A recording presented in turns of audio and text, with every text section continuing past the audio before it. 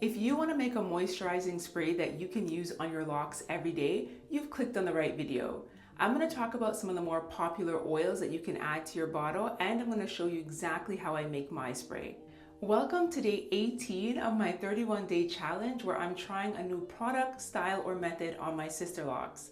In today's video, I'm going to be filling up my new spray bottle with my moisturizing formula that I've been using for years.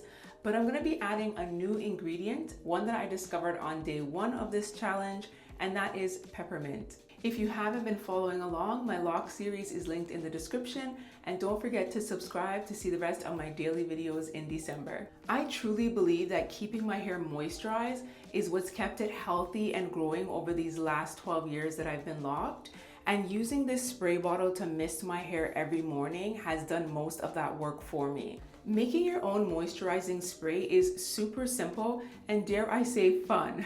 First thing you need, of course, is a spray bottle. When I first started making my own moisturizing spray, probably a decade ago, I was using those cheap dollar store bottles, but at some point I discovered these continuous fine mist bottles, and I have been hooked ever since. They are literally night and day. This bottle, like the name implies, comes out as a mist, so it really spreads around my hair easily versus those cheaper bottles that come out as like a direct spray. So you have to do a lot of work to kind of move it around. And even then it saturates the hair in like an uneven way. If you're making your own spray, I definitely recommend investing in one of these.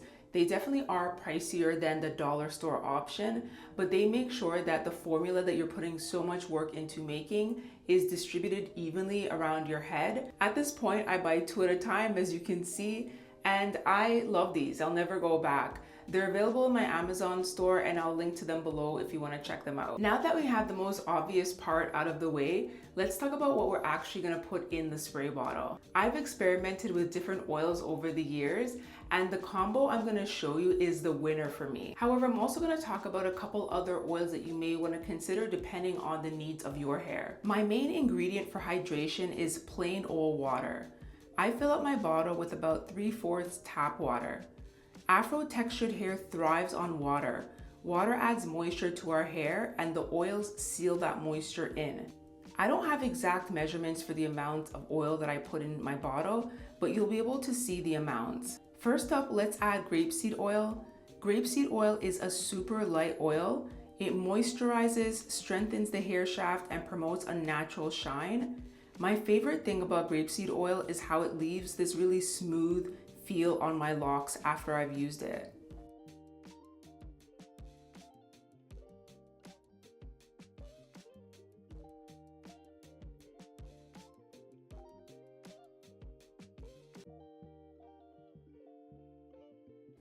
Next up is avocado oil, which is another light oil that I love. It's a deep penetrating oil that really gets into your scalp and hair. It's deep moisturizing, strengthening, and adds shine due to its rich content of fatty acids and vitamins. It also protects from UV damage, and I am a child of the sun, so this is essential for me. Next up is rose water. Honestly, my main reason for adding rose water is the beautiful smell, but there's so much more to rose water. It soothes itchy and inflamed scalps with its anti-inflammatory properties, and it also balances the scalp pH. It locks in moisture, smooths hair, and tames frizz. And did I say that smells so amazing? Today I'm also going to be adding peppermint for the first time. On day 1 of this series, I tried Locsanity's peppermint and rose spray, and I love the tingling sensation on my scalp from peppermint. So I decided to get myself a bottle and add it to my own spray. Because this is an essential oil, it's important to mix this with a carrier oil like grapeseed oil or avocado. It's too concentrated to use it as is. Peppermint has many benefits for your scalp. The menthol in peppermint boosts growth through increased scalp circulation and has anti-inflammatory properties. This is my perfect combo of hydration and repair with a beautiful smell. However, there are other oils you may want to consider. Jojoba oil deeply hydrates dry locks and calms itchy, flaky scalps. It easily absorbs and adds a natural shine. You find this oil in so many products.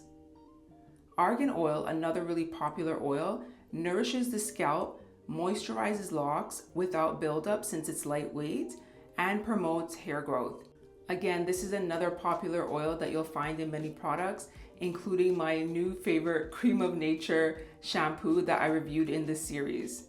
Olive oil is great for moisturizing, adding shine, and strengthening locks. However, it is a heavy oil that you should use sparingly to avoid buildup. I used to put this in my bottle, but I had to stop since it was so greasy and heavy. Like I mentioned, I've experimented with so many of these oils over the years, and that's how I've come up with this combo that really works for me. So I really advise you to try different oils and see which ones you like and which ones you don't.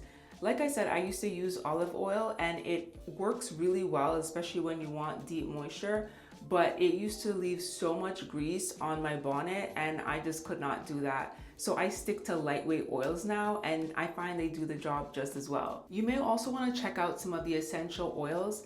Like I mentioned, I haven't really been big into adding essential oils to my mixture, but peppermint really hit it for me when I tried it. So I feel like there's so much more to experiment when it comes to essential oils. If you want to see my full moisturizing routine, I have a video that I will link to here. And all the products that I've mentioned in this video, I will link to them down below and you can find them in my Amazon store. Let me know in the comments, what are your favorite ingredients for your DIY moisturizing spray? Thank you so much for watching this video. If you enjoyed it, give it a like, subscribe for more, and see you tomorrow.